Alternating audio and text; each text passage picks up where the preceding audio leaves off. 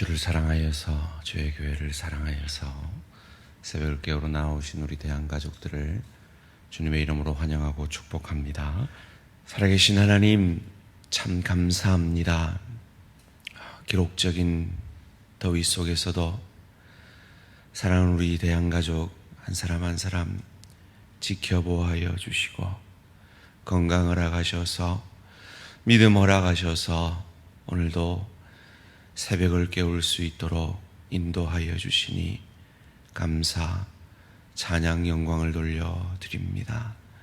하나님, 오늘도 이 새벽에 기도의 용사들의 기도를 흠양하여 주시고, 그 기도를 통하여 주의 교회를, 가정을, 일터를, 우리 자자손손을 믿음 안에서 평안하여 든든히 서가는 은혜와 축복이 있게 하여 주시옵소서. 하나님, 특별히 소원합니다. 병약한 내 지체들, 우리 연로한 어르신들, 주님 특별히 이 더위로부터 지켜보호하여 주시고 어려움 겪지 않도록 선히 인도하여 주시옵소서. 하나님, 이 더위도 알곡이 익어가는데 꼭 누군가에게는 필요한 더위기에 주시는 줄 믿고 범사에 감사하며 항상 기뻐하며 어려움이 있을 때마다, 힘든 일이 있을 때마다 주님을 더욱 의뢰함으로 하나님이 우리를 향하신 그 뜻을 이루어가는 우리 모든 대한가족들 되어질 수 있도록 은혜 내려 주시옵소서. 하나님, 오늘부터 우리 청년대학부가 수련회를 가집니다. 주의 성령님, 그 수련회 가운데 역사하여 주시고 성령의 기름 부어 주시옵소서. 회개의 역사가 있게 하시고 치유와 회복의 역사가 있게 하시고 주 앞에 그들의 삶을 드리는 놀라운 결단들이 있게 하셔서 참으로 이 청년대학부를 믿음으로 더욱 든든히 세워감으로 대항의 다음 세대의 리더로서 아름답게 준비되어져가는 우리 청년대학부가 되어질 수 있도록 은혜 내려 주시옵소서. 강사 목사님께 성령의 기름 부어주시고 찬양팀과 섬기는 모든 일꾼들에게 기쁨으로 섬기게 하시고 그 섬김을 통하여 하나님의 뜻이 이루어지는 은혜와 축복이 있게 하여 주시옵소서.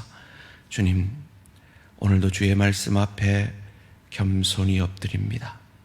내 생각, 내 감정, 내 뜻 내려놓고 주의 말씀이 육신이 되신, 그래서 우리를 살려내신 주님처럼 우리도 이 말씀을 가지고 육신이 되어 가정을, 일터를, 주의 교회를 유익게 하는 복된 인생 되게 하여 주시옵소서. 감사드리오며 이 모든 말씀 주 예수 그리스도 이름으로 기도합니다. 아멘. 오늘 계신 하나님 말씀 역대상 13장 1절에서 14절까지 말씀입니다. 구약성경 역대상 13장 1절에서 14절까지 말씀 한 절씩 교독하실 때 살아계신 하나님의 음성을 들으시기 바랍니다. 다윗이 천부장과 백부장 곧 모든 지휘관과 더불어 의논하고 다윗이 이스라엘의 온 회중에게 이르되 만일 너희가 좋게 여기고 또 우리의 하나님 여호와께로 말미암았으면 우리가 이스라엘 온 땅에 남아있는 우리 형제와 또 초원이 딸린 성읍에 사는 제사장과 레위 사람에게 전령을 보내 그들을 우리에게로 모이게 하고 우리가 우리 하나님의 궤를 우리에게로 옮겨오자. 싸울 때에는 우리가 궤 앞에서 묻지 아니하니라 하매 뭇 백성의 눈이 이 일을 좋게 여기므로 온 회중이 그대로 행하겠다 한지라. 이에 다윗이 애굽의 시올 시내에서부터 하맛 어기까지 온 이스라엘을 불러 모으고 기랏 여아림에서부터 하나님의 궤를 메어오고자 할세. 다윗이 온 이스라엘을 거느리고 바알라 곧 유다에 속한 기랏 여아림에 올라가서 여호와 하나님의 교회를 메어 오려 하니 이는 하나님 여호와께서 두 그룹 사이에 계심으로 그러한 이름으로 일컬음을 받았더라. 하나님의 교회를 새 수레에 싣고 아비나답의 집에서 나오는데 우사와 아이오는 수레를 몰며 다윗과 이스라엘 온 무리는 여호와 앞에서 힘을 다하여 외치며 뛰놀며 노래하고 수금과 비파와 소고와 재금과 나팔로 연주하니라. 기돈의 타작마당에 이르러서는 소들이 띠므로 우사가 손을 펴서 궤를 붙들었더니 우사가 손을 펴서 궤를 붙들므로 말미암아 여호와께서 진노하사 치심에 그가 거기 여호와 앞에서 죽으니라. 여호와께서 우사의 몸을 찢으셨으므로 다윗이 노하여 그곳을 베레스 우사라 부르니 그 이름이 오늘까지 이르니라. 그날에 다윗이 하나님을 두려워하여 이르되 내가 어떻게 하나님의 교회를 내 곳으로 오게 하리오 하고 다윗에게를 옮겨 자기가 있는 다윗 성으로 메어들이지 못하고 그 대신 가드 사람 오벳 에돔의 집으로 메어 가니라. 하나님의 교회가 오벳 에돔의 집에서 그의 가족과 함께 석 달을 있으니라.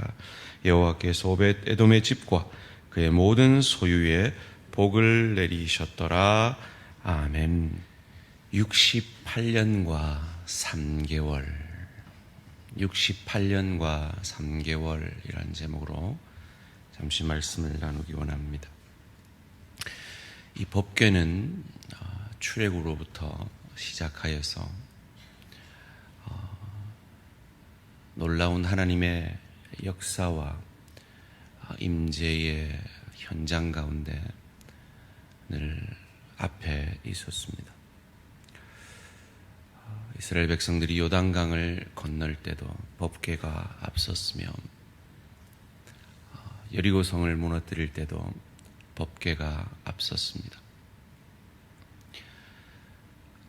그런 법궤가 시온에 실로에 두게 되었는데 언젠가부터 이스라엘 역사 속에서 법궤가 그저 하나의 상자와 같이 취급되어졌던 것 같습니다. 그러다가 악한 엘리 제사장 시대에 블레셋과의 전투 때 그들의 조상들처럼 법궤를 앞세워 전투하다가 그 법궤를 빼앗기고 그 법궤가 다곤 신당에 놓이게 되죠. 그런데 그때 법궤가 역사를 합니다. 다곤 신당에 목이 잘려나가고 여러 가지 화가 닥치니 블레셋 사람들이 두려워서 그 법궤를 다시 수레에 메어 이스라엘 땅으로 보내죠. 그것을 베세메스 사람들이 들여다보다가 70명이 죽는 화를 입습니다. 그로 말미암아 두려워서 오늘 본문에 있는 기랏 야림 아비나답 집에 68년간이나 머물게 되어집니다. 그리고 사울 왕이 되어서도 이 법궤에 대해서는 전혀 관심을 갖지 않고 있다가 다윗 왕이 이 법궤에 관심을 가지고 이 법궤를 다윗성으로 모셔오려 합니다. 온 이스라엘을 데리고 새 수레에 법궤를 싣고 올 때 이 아비나답의 두 아들이 이 법궤를 몰고 뒤에 호위하려 오지요. 그때 우리가 아는 참 해석하기 어려운, 인간적으로는 참 이해하기 어려운 사건들을 맞닥뜨립니다. 그것이 오늘 본문 9절에서 11절 말씀입니다. 기돈의 타작마당에 이르러서는 소들이 띠므로 우사가 손을 펴서 궤를 붙들었더니 우사가 손을 펴서 궤를 붙들므로 말미암아 여호와께서 진노하사 치심에 그가 거기 하나님 앞에서 죽으니라. 여호와께서 우사의 몸을 찢으셨으므로 다윗이 노하여 그곳을 베레스 우사라 부르니 그 이름이 오늘까지 이르니라. 소가 뛰었다 그랬습니다. 이 샴마트라는 단어인데 걸려 넘어졌습니다. 그런데 타작마당에 이르렀다. 이 타작마당은 평평한 땅이거든요. 그러니까 하나님께서 어떤 경고를 주신 거죠. 이 법궤가 이렇게 깨어질 위험에 있을 때 그럼 도대체 어떻게 해야 한다는 것입니까? 놔둬야 한다는 것입니까? 그거를 보호하려고 잡았던 왜 우사를 죽이셨는가 하는 것입니다. 여기에 여러 가지 해석이 있을 수가 있습니다. 첫 번째로 이 운송 방법 자체가 하나님의 뜻에 합당하지 않았던 것이죠. 민수기 4장 15절에 성물을 만지지 말라 하셨고, 고핫 자손, 레위 자손 중에 고핫 자손이 메어서 이 법궤를 운송하게 되어 있었습니다. 그것을 지키지 않았던 거죠. 처음부터 잘못된 운송이었습니다. 그런데 이 아비나답이 왜 이렇게 했습니까? 받을 때 이렇게 받았던 거죠. 이방인의 방식대로 받았던 거죠. 그럼 아비나답이 이 법궤에 대해서 조금만 마음이 있고 관심이 있었다면 68년이나 법궤를 모시고 있었으면 이 법궤에 관한 하나님의 뜻, 하나님의 그 율법을 알 수 있었을 겁니다. 알려고 했을 것이고 알아야 했었고 그것을 자기 자녀들에게도 가르쳐야 했을 것입니다. 그런데 그렇지 않았다는 것입니다. 그로 말미암아 참 오늘 본문에서 가장 놀라운 것은요, 이 아비나답 집의 법궤가 68년에 동안 머물러 있었는데 성경은 아비나답의 집이 복을 받았다는 말이 전혀 없습니다. 그런데 놀랍게도 딱 석 달을 있었는데 오늘 본문 13절 14절에 다윗의 궤를 옮겨 자기가 있는 다윗성으로 메어드리지 못하고 그 대신 가드 사람 오벳 에돔의 집으로 메어 가니라. 하나님의 궤가 오벳 에돔의 집에서 그의 가족과 함께 석 달을 있으니라. 여호와께서 오벳 에돔의 집과 그의 모든 소유에 복을 내리셨더라. 놀랍지 않습니까?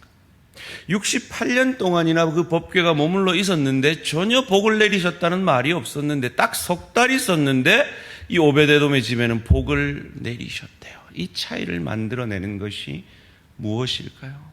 물론 가장 정답은 복의 근원인, 복을 주시고자 하면 복을 주실 수도 있고 안 주시고자 하면 안 주실 수도 있는 하나님의 주권의 영역이라 할 수 있습니다. 그런데 우리가 조금 더 들어가 보면 이 오벳 에돔의 집에서 다윗 성으로 옮겨갈 때 토요일 본문입니다. 어떻게 옮겨갔느냐? 레위 자손이 메어서 옮겨갔어요. 몰랐던 걸 알게 된 거죠. 왜요? 법궤에 관심이 있으니까요. 법궤를 향한 하나님의 뜻에 관심이 있으니까요. 그리고 그 자손들에게 가르쳤으니까요. 라고 해석할 수 있을 것 같습니다. 그럼 법궤가 무엇을 상징하느냐? 법궤 안에는 세 가지 물품이 들어가 있었습니다. 깨어진 십계명 돌판과 만나와 아론의 쌍난 지팡이가 들어가 있었습니다. 이것은 하나님의 임재와 하나님의 다스림을, 하나님의 인도하심을 상징하는 물품이기도 하지만 그 하나님의 인도하심과 다스림에 반하여 인간의 죄악됨이 드러나는 물품이기도 하죠. 이 십계명 돌판을 받고 왔을 때 금송아지를 만들어서 여호와라 칭했던, 그래서 그 십계명 돌판을 던져 화를 면하게 할 수밖에 없었던, 40년 동안 만나를 받고도 고기 주지 않는다고 불평했던 이스라엘의 모습과 세운 지도자 모세와 아론에 대항했던 그 이스라엘 백성들의 역사가 고스란히 담겨 있는, 하나님의 은혜와 인간의 죄성이 그대로 담겨 있는 그곳에 죄 없는 짐승의 피가 부어짐으로 말미암아 이스라엘이 화를 면하게 되어지고 은혜를 입게 되어지는 그것을 상징하는 것이 법궤죠. 오늘날로 말하면 복음이죠.